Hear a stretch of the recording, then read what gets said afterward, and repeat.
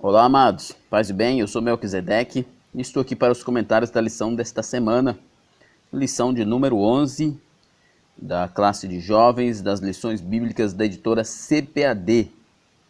O assunto da lição, a cura divina no ministério de Jesus Cristo. O assunto de hoje é um assunto relativamente simples. Existem muitas práticas antibíblicas em relação à cura divina, muitas interpretações, muita má fé por muitos líderes religiosos. Isso é fato. Mas o tema é um tema relativamente simples, né? Porque o ministério de Jesus foi recheado de curas divinas. Não só o ministério de Jesus, mas também o ministério de seus apóstolos. Lembrando que você pode adquirir o slide desta lição no site ebdenfoco.com, acesse www.ebdenfoco.com. Você que gosta de ministrar com slides no Data Show ou mesmo na TV, na sua escola dominical, acesse www.ebdenfoco.com e confira. Você que precisa dos subsídios, você encontra esta aula em vídeo, aula em áudio, subsídios em PDF e o curso de capacitação para professores. Acesse www.ebdenfoco.com e confira. O texto do dia se encontra em Isaías 53, verso 4, é um texto clássico, né? Que diz: verdadeiramente ele tomou sobre si as nossas enfermidades e as nossas dores levou sobre si. E nós o reputamos por aflito, ferido de Deus e oprimido. Jesus vai dizer lá no Novo Testamento que a vida dele cumpre este versículo na vida das pessoas que estavam presentes durante o seu ministério. Então, diante disso, nós depreendemos que esse texto fala também de que Jesus Cristo, na cruz do Calvário, levou também sobre si as nossas enfermidades e as nossas dores. Ou seja, o poder do sacrifício de Jesus também é um poder sobre enfermidades. É um poder sobre a morte e um poder sobre as enfermidades. Há poder na morte de Cristo contra as enfermidades. Estas enfermidades tanto podem ser enfermidades da alma, quanto psicológicas, quanto físicas. Prova disso foi o que o próprio Jesus disse sobre esse texto.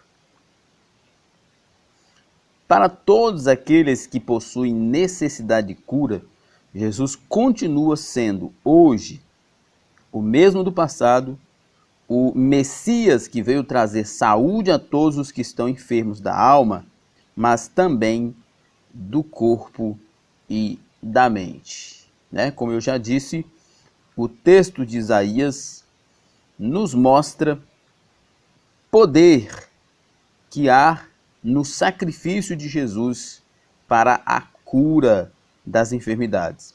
Alguns vão inclusive entender, e isso nós podemos concordar, que o texto, melhor dizendo, a palavra grega para salvação tem em seus cognatos também a palavra cura.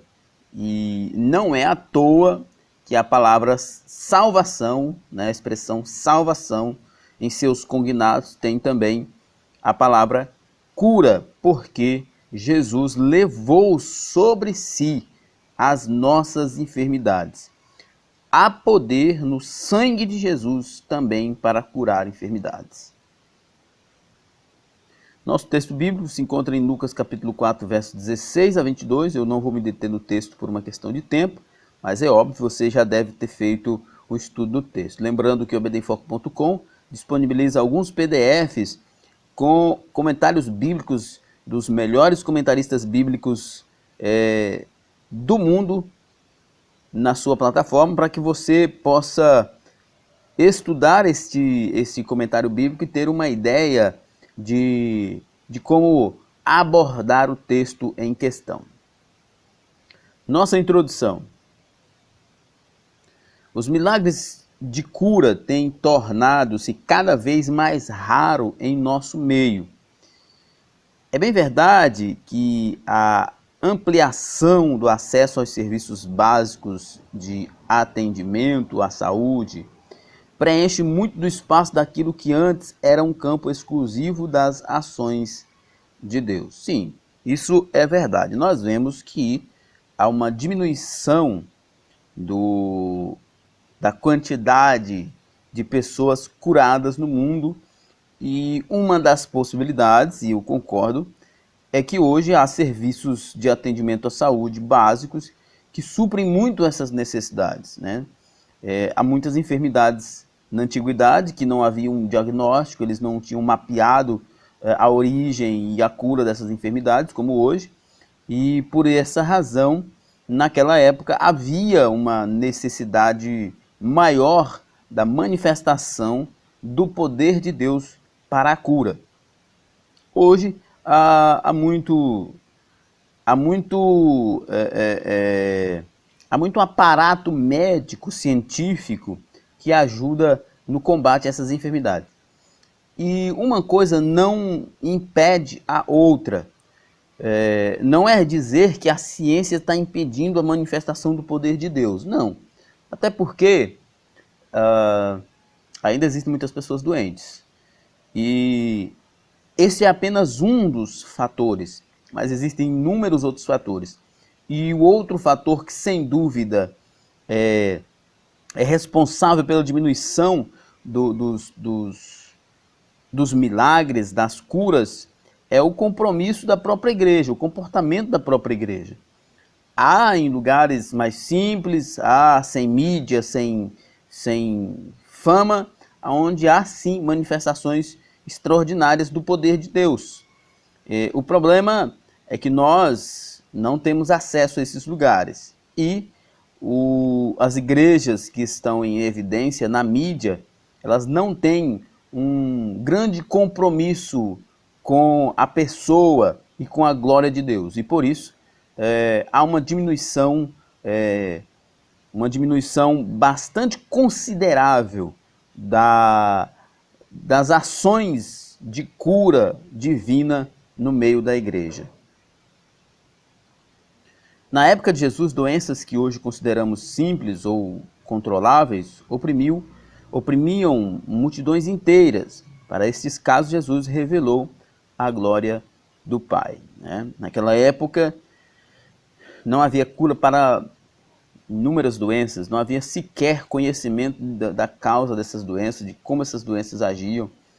E havia naquele momento uma necessidade enorme de chamar a atenção das pessoas para o Evangelho de Cristo. E como essa era uma das grandes necessidades do ser humano, nada melhor do que atingir as necessidades dos seres humanos para que eles sejam chamados a atenção para o Evangelho. Quem sabe se nós hoje, se a igreja hoje se preocupasse de fato com o que é a necessidade, ou com o que são as necessidades dos seres humanos, talvez os milagres aconteceriam. Digo isso porque muitas igrejas estão comprometidas com as suas estruturas, com as suas placas e com os seus ministros, e as necessidades da sociedade são deixadas de lado. Com isso, de fato, como não há um propósito correto para a expressão da igreja, então há pouca expressão da glória de Deus na igreja. Se houvesse da parte da igreja um comprometimento maior com aquilo que é a vontade de Deus, certamente haveria mais milagres. Na nossa lição de hoje, refletiremos a respeito dos efeitos da operação das doenças na humanidade e sobre o ministério de cura exercido por Jesus durante a sua atuação pública, né? Lembrando os efeitos das operações das doenças na humanidade, né? As doenças causam muita dor, muita tristeza, e nós vamos estudar aqui a razão das enfermidades existirem e como Jesus lidou com esta situação em seu ministério público. Primeiro ponto: a origem e a natureza das enfermidades. A origem das enfermidades. O mundo criado por Deus foi o melhor para a humanidade. Infelizmente, depois dos eventos trágicos do Éden, a queda, Adão e aqueles que seriam seus descendentes tiveram de aprender a conviver num ambiente diferente, numa realidade em que o pecado e todas as suas consequências malévolas passaram a existir. Olha só, é um ponto importante. Deus criou o mundo perfeito. Não havia nenhuma degradação no mundo. Mas o pecado veio ao mundo. E o pecado deformou, contaminou, degradou a humanidade e o próprio universo foi comprometido com a presença do pecado. Nós vamos estudar mais na frente um pouquinho, eu já vou adiantando, que nós não podemos dizer que toda enfermidade é um resultado de pecados pessoais. Mas nós podemos dizer que todas as enfermidades são consequências da entrada do pecado no mundo, tá? As enfermidades são sim consequências da entrada do pecado no mundo, mas nem sempre, ainda que exista essa possibilidade, mas nem sempre enfermidades individuais sejam resultados de pecados individuais. Nós não podemos depreender isso, porque há muitas pessoas, eu já vi muitas pessoas, especialmente pessoas mais simples, dizer: olha, está doente daquela forma, está lá na cama do hospital porque está em pecado, tem um pecado pessoal encoberto. Não. Não há nenhum respaldo bíblico para generalizar isso, ainda que alguns defendem que há uma possibilidade de isso acontecer. Entretanto, não é regra, não é geral. O que nós podemos afirmar é que a presença das enfermidades nas nossas vidas, isso independe se é temente a Deus ou não, é resultado da presença do pecado na humanidade. As doenças são resultado direto desta desestruturação da ordem primitiva da Terra. O mundo criado por Deus foi um lugar sem enfermidades, dores ou sofrimento para a humanidade, pois tudo o que Deus faz é perfeito, como nós vemos em Tiago 1:17. Exatamente, nós já enfatizamos isso. As doenças são resultados direto da destruição da ordem primitiva, ou seja, da mudança na criação, do comprometimento da pureza da criação, da entrada do pecado na existência do homem. Se pensarmos na perspectiva bíblica, é o pecado que traz consigo toda uma série de consequências malévolas para a semente adâmica. E isso é importante nós lembrarmos que tanto justos quanto não justos, tanto cristãos quanto ateus, ímpios de todas as sortes, sofrem com as mesmas enfermidades, porque é uma consequência da ação do pecado na carne humana.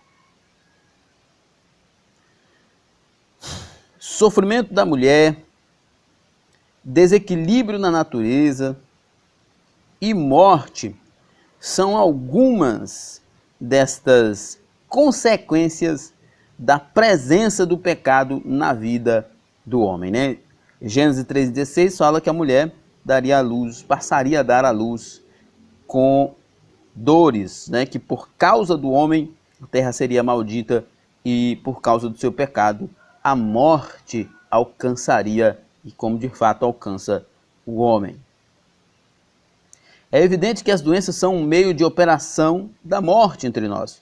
Desta forma, em termos gerais, a origem das doenças está diretamente vinculada à queda adâmica. Quando ele diz que as doenças são meios de operação da morte entre nós, isso significa que as doenças são características em seres finitos, Por exemplo, os anjos não adoecem, os anjos não pegam gripe, os anjos não pegam resfriado, tuberculose, enfim, AIDS, outro tipo de enfermidade. Por quê? porque eles são imortais, tá? Então, as doenças são, sim, um meio de operação da morte entre nós que somos mortais. Entretanto, nós poderíamos estarmos hoje em uma condição diferente caso o pecado não estivesse entrado na existência humana. Há quem diga, há muitos pregadores que vão afirmar que se o pecado não tivesse entrado na existência humana, o homem seria imortal, a morte também não teria entrado e, consequentemente, não teria as enfermidades. Então, as enfermidades são resultados, ou seja, são meios de operação da morte, resultado do pecado. A morte é resultado do pecado, o homem só passou a morrer porque pecou, e como o homem precisa morrer, ele também fica enfermo. É uma evidência da falência da sua natureza física. Enfermidades do corpo. Estas são as mais evidentes e conhecidas por nós. Não é correto dizer que enfermidades específicas sempre são originárias de pecados específicos, né? As enfermidades físicas são as enfermidades do corpo, são as mais conhecidas, né? Nós conhecemos pouco sobre as enfermidades da alma, as enfermidades da mente. E como nós já falamos, eu disse que o comentarista ia abordar isso aqui mais na frente, e é bom a gente lembrar que não é correto dizer que enfermidades específicas sempre são originárias de pecados individuais. Pode haver enfermidades consequências de pecados individuais? Pode, isso pode, mas não é correto dizer que todas estas enfermidades sempre são originárias de pecados individuais. Como eu já disse, nós não podemos dizer que todas as pessoas que estão enfermas hoje sejam por causa de pecados individuais que elas tenham cometidos. Às vezes são apenas consequências de estar vivo, de morar neste mundo de pecado. Lembremos-nos de Jó, aquele que foi oprimido por uma enfermidade de origem satânica, né? Satanás tocou Jó por ordem de Deus, por permissão de Deus, mas Jó não havia pecado para assim dizer: olha, Jó, a sua enfermidade é resultado do seu pecado pessoal, individual. Então, nós temos aqui uma prova de que nós não podemos dizer que todas as enfermidades individuais são resultados de pecados pessoais. Segundo, o cego de nascença, uma vítima de doenças que alcançou graça diante de Deus, né? Jesus disse, e perguntaram para Jesus quem tinha pecado, se ele ou seus pais, e Jesus disse, nem ele nem seus pais, mas isso aconteceu para que a glória de Deus fosse manifesta. E até mesmo o lamentável caso de Mefibosete, que sofreu consequências em sua vida em virtude de atos impensados dos outros e de um acidente que ele não foi culpado, né? Enfim, às vezes nós não temos, geralmente, nós não temos controle sobre as situações das nossas vidas, e como no caso de Mefibosete, além das possibilidades da genética, né, não funcionar direito, há também as intempéries da vida, como os acidentes, e isso não é necessariamente uma consequência de um pecado pessoal. Existem doenças que oprimem pessoas durante anos, como o coxo ali de João 5, né? E outras são devastadoramente rápidas, como o caso de Lázaro, né? Lázaro adoeceu e em poucos dias faleceu. Existem doenças que permeiam a vida de uma pessoa, aí, como no caso do homem de 38 anos que havia doente, e a mulher com 12 anos com fluxo de sangue, e assim por diante. ou o caso de Lázaro, que adoeceu e morreu rapidamente. As doenças são imprevisíveis e, dependendo do propósito ou dependendo da estrutura corpórea da pessoa, ela pode ser mais rápida ou pode ser mais prolongada. Desta forma, não é justo dizer que doenças graves e agressivas seriam necessariamente castigos divinos e a determinadas pessoas. As múltiplas origens de algumas doenças físicas devem levar-nos, todavia, a uma vida de comunhão intensa com Deus, para que possamos permanecer firmes diante do dia mau. Então, eu acredito que ficou bem claro esta posição que nós queremos enfatizar. As enfermidades são consequências da entrada do pecado no mundo. O pecado trouxe a morte, e por causa da morte, as enfermidades, elas são também uma necessidade, de certa forma, para extinguir a vida por causa da morte. As enfermidades são consequências diretas e indiretas do pecado original, da entrada do pecado no mundo. Mas pode haver, sim, a existência de enfermidades resultantes de pecados pessoais. Entretanto, não é possível generalizar. Existem enfermidades que não são originárias de nenhum tipo de castigo divino. É apenas a evidência de que nós somos falíveis, de que o pecado está presente e de que nós dependemos inteiramente de Cristo, porque senão nós pereceremos fisicamente e também pereceremos espiritualmente. Enfermidades da mente. A Bíblia não é um manual de psicologia, muito menos um livro preocupado em relatar quadros psicológicos de modo detalhado. No entanto, há vários textos e episódios que apontam para pessoas com sofrimentos psíquicos, como, por exemplo, o sofrimento estarrecedor e profeticamente anunciado em virtude da desobediência do povo de Israel. Deuteronômio 28:34 diz: "E enlouquecerás com o que vires com os teus olhos." Havia ali promessas e mais promessas em Deuteronômio 28, né? Mas também havia as maldições por causa do pecado. Então, isso, além de todas essas maldições ali, com enfermidades e outras coisas, uma delas é que haveria transtorno psicológico daquelas pessoas por causa de sua desobediência. Amnon e seu desejo compulsivo por Tamar.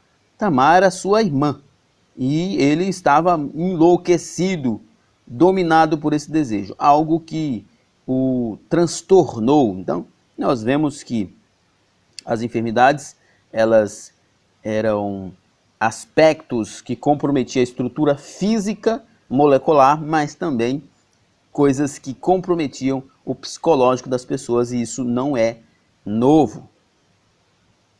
Ou aquilo que Paulo chama de tristeza para a morte, em 2 Coríntios 7:10. Faça uma análise sobre o texto.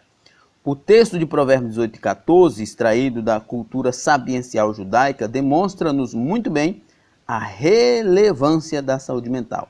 Diz o sábio: "O espírito do homem susterá a sua enfermidade, mas o espírito abatido, quem o suportará?"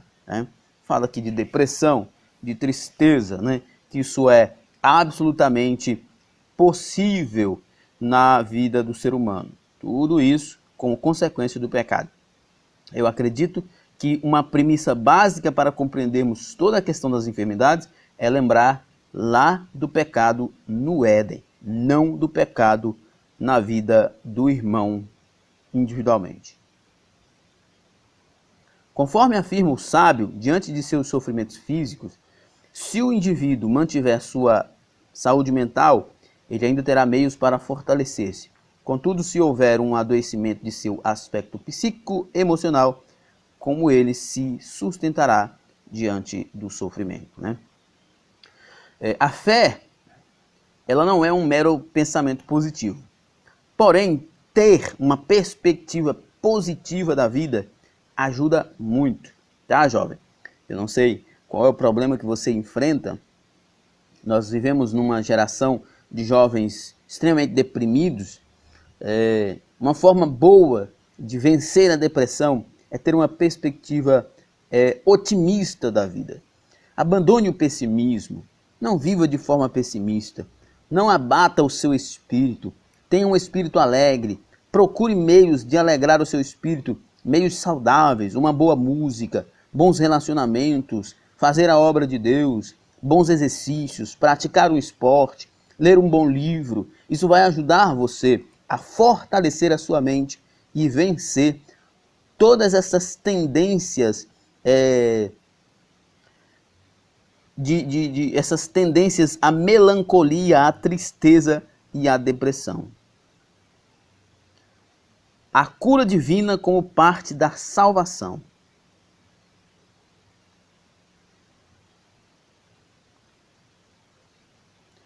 Naamã e seu mergulho na fé.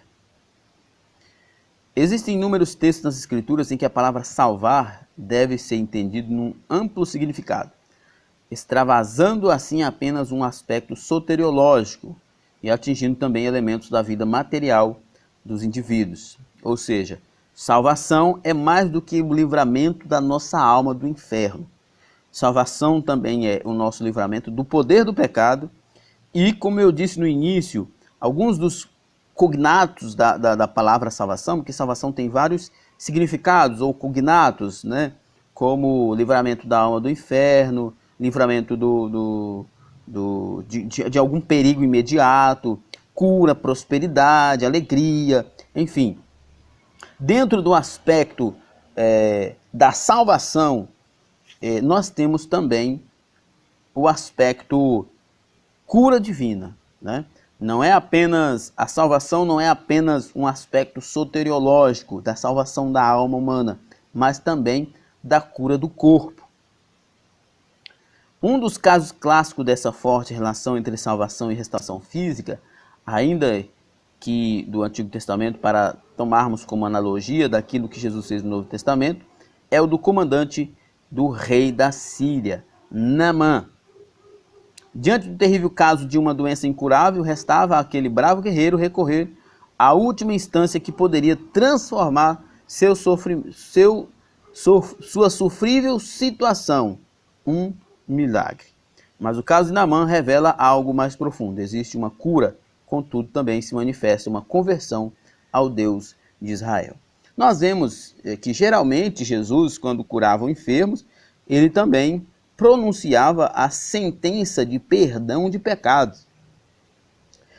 Eu entendo aqui que, além que a cura seja uma consequência da salvação como parte das bênçãos da salvação, isso é possível? Sim, é possível. Mas eu entendo aqui que há também uma lição importante a sermos observada para que nós pensemos o seguinte: os aspectos da cura, os milagres sobrenaturais, são elementos importantíssimos para expressar o poder salvador de Jesus. Nós não podemos somente dizer que os milagres são benefícios de Deus ao ser humano, mas os milagres são evidências da vontade de Deus de curar a alma humana, de perdoar os seus pecados. Nós não vamos dizer que todos que são curados são salvos ou que só os que são curados são salvos. Nós não encontramos respaldo bíblico para isso, mas em certo sentido podemos dizer que os milagres são evidências do desejo de Deus de curar o homem da maior enfermidade que o atinge, que é o pecado.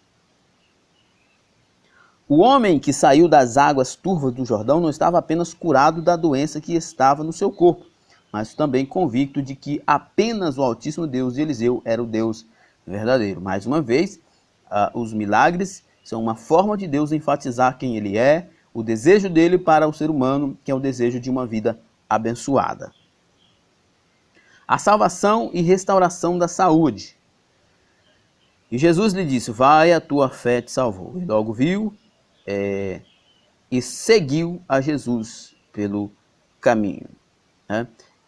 Em texto como Mateus 9, 22, Marcos 10, 52, Lucas 17, 15, temos o registro de curas e salvações que ocorrem em conjunto. Como eu disse, Jesus muitas vezes dizia isso, ó, a tua cura, levanta, toma a tua cama e anda, teus pecados estão perdoados, uma coisa após a outra, né? Ou vice-versa. Mas geralmente Jesus estava associando perdão de pecados e cura, né?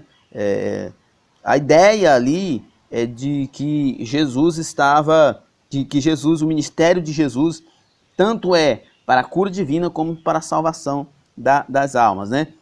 Nós lemos Isaías capítulo 53, verso 4, que ele levou sobre si as nossas dores, as nossas enfermidades, né? E nós o refutamos por aflito, ferido de Deus. E o escritor continua dizendo, mas ele foi ferido pelas nossas transgressões também, foi moído pelas nossas iniquidades. O castigo que nos traz a paz estava sobre ele, pelas suas pisaduras somos sarados. Nós sofremos com enfermidades, e essas enfermidades são tanto físicas quanto morais, né? São tanto enfermidades do corpo como enfermidades da alma. Ou seja, são tantos degradações físicas, moleculares, quanto são pecados. E Jesus, o seu sacrifício, tanto ele leva sobre si as nossas dores, as nossas enfermidades, quanto pelas suas pisaduras nós somos sarados, porque as nossas transgressões o feriram, mas ele nos sara das nossas transgressões. Como eu disse no início, nós não podemos dizer que todas as pessoas que são curadas são salvas, ou que só as salvas serão curadas, mas nós podemos dizer que a cura divina geralmente tem a intenção de mostrar à pessoa o poder do Evangelho. Uma possibilidade de interpretar esses textos seria de que Jesus não trata de salvação da alma neles, mas apenas de salvar alguém dos efeitos tenebrosos de uma doença. Neste caso, salvar teria um significado mais metafórico que literal, o que é, na minha opinião, uma limitação da ideia do texto. Mas quando o texto sagrado diz, por exemplo, que após a cura o cego passou a seguir Jesus, o sentido de salvar aqui não pode ser compreendido apenas como libertar da opressão de uma enfermidade, mas também como conversão da alma. Mas eu digo o seguinte, volto a dizer, não significa que toda pessoa que é curada é salva, ou que só os salvos são curados, mas que a cura está inteiramente relacionada às bênçãos da salvação do homem. Como deve um salvo cuidar de sua saúde? Isso aqui é muito importante. Nossa fé em Cristo jamais deve ser utilizada como argumento para justificar atitudes irresponsáveis ou de descuidado para com a nossa saúde. Isso, misericórdia. Nós vivemos muito tempos em que as pessoas achavam que a vida, como é que eu posso dizer? A vida descuidada, a vida penosa, né? A vida difícil seria o ideal da vida cristã. Tanto é que, historicamente, nós vemos monges se isolarem, fazerem votos de pobreza, votos de andar com roupas simples, de viver com pouca coisa, como se isso fosse o ideal do salvo. Mas não é bem assim. Proporcionar bem-estar ao corpo é também um modo de glorificar e exaltar a Deus. O apóstolo Paulo diz em 1 Coríntios 10 e 31 que quer comamos, quer bebamos ou façamos qualquer outra coisa, façamos para a glória de Deus.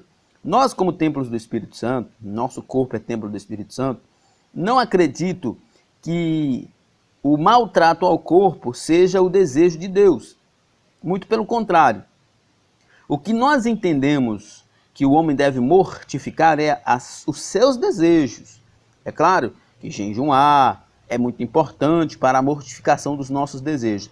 Mas quem deve morrer no nosso processo de santificação não é o nosso corpo físico, mas os nossos desejos, os nossos maus pensamentos.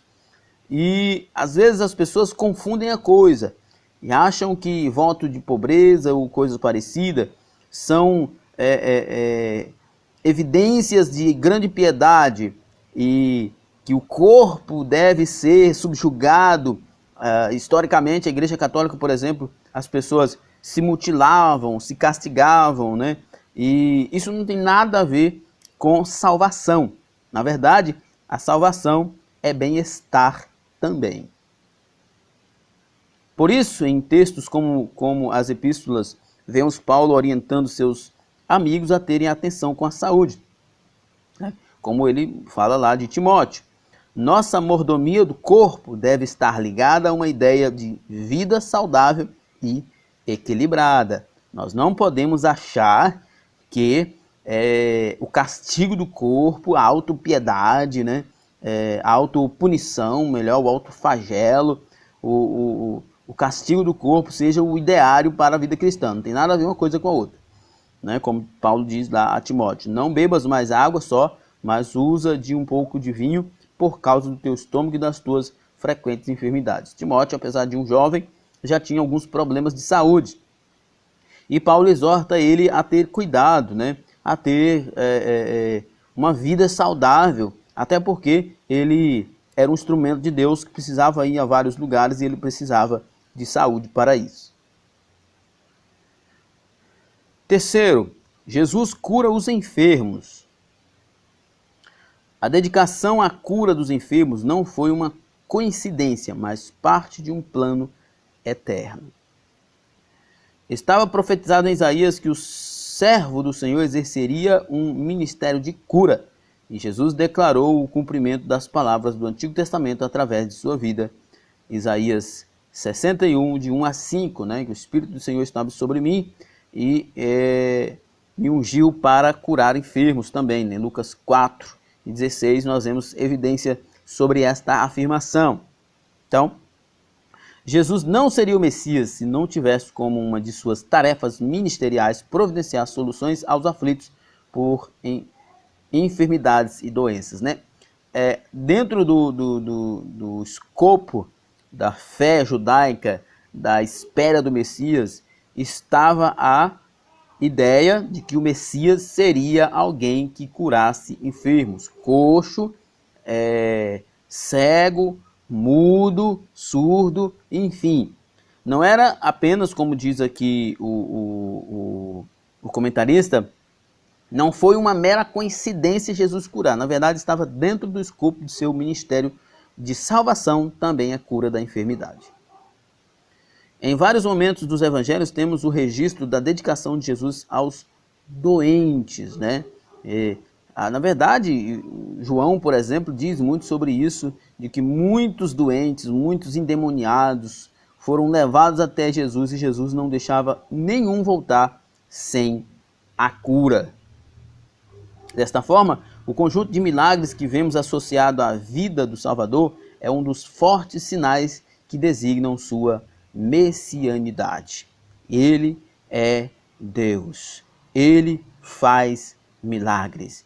Ele nos livra da morte eterna. Ele tira nossa alma do inferno. Ele nos livra do poder presente do pecado, mas também cura as nossas enfermidades. Glória a Deus. Jesus, a única resposta para alguns enfermos. Na época de Jesus, os recursos medicinais eram muito limitados e caros. Boa parte dos tratamentos eram muito mais místicos, esotéricos, do que algo próximo àquilo que chamamos hoje de científico. Por isso, em muitos casos, somente a intervenção divina poderia mudar a vida daqueles que sofriam, né? Jesus era a única resposta para muitas pessoas naquele momento. E acredito piamente, senão eu não estaria aqui ministrando essa lição, que ele ainda é a única resposta para muitas pessoas. Querido, eu não sei como você está vivendo, eu não sei qual é o seu problema, mas eu sei que Jesus ainda é a resposta. Doenças que hoje são completamente tratáveis, como hanseníase, que é a antiga lepra, ou condições físicas que são plenamente adaptáveis, como problemas de mobilidade, visão, audição, naquela época eram circunstâncias terríveis para a vida de qualquer pessoa e vistas como uma maldição. Não é que a Bíblia afirma que seja maldição. A cultura judaica entendia como uma maldição. Lembra de que os discípulos perguntou a Jesus por que daquele homem estar enfermo, se os seus pais haviam pecado ou se ele mesmo havia pecado para ele nascer daquela forma? Ele havia pecado ainda no ventre da sua mãe, e Jesus disse que não, nem ele nem seus pais haviam pecado.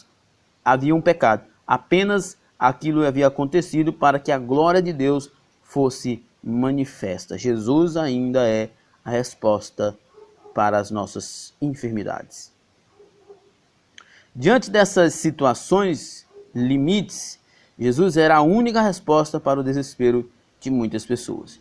E ele ainda continua sendo, mesmo com todo o aparato científico, médico, hoje Jesus ainda é a única solução. Especialmente para doenças psicossomáticas, doenças da mente e da alma.